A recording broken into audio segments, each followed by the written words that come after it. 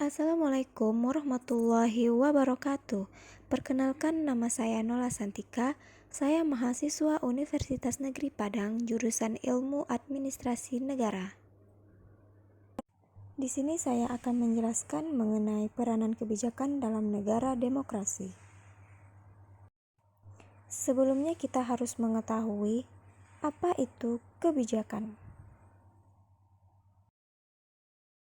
Dalam arti luas, kebijakan adalah satu bentuk penelitian terapan yang dilakukan untuk memperoleh pemahaman yang mendalam mengenai masalah-masalah sosial teknis dan untuk mencari solusi-solusi yang lebih baik.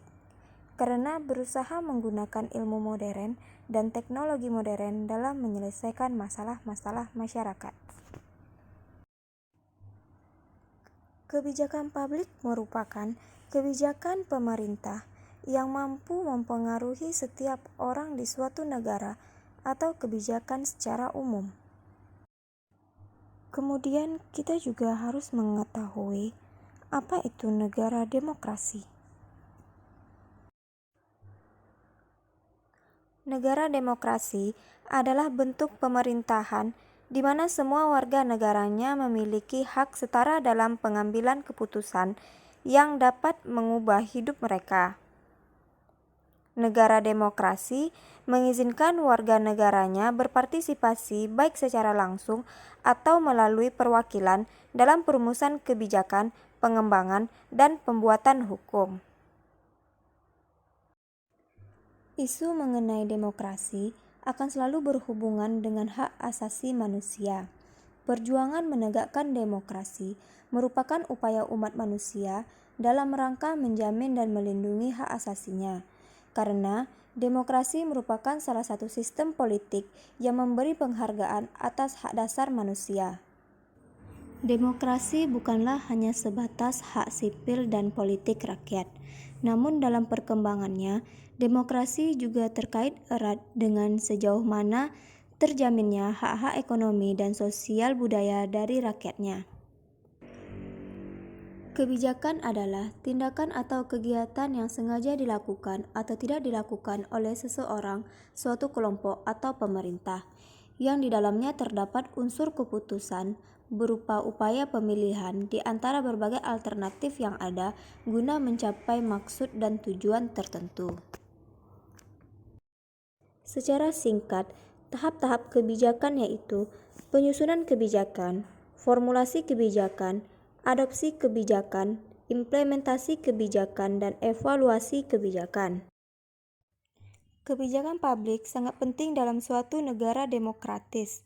Dengan adanya kebijakan publik, maka kesejahteraan rakyat dapat dicapai melalui program atau peraturan pemerintah yang dibuat dan diputuskan melalui perumusan kebijakan.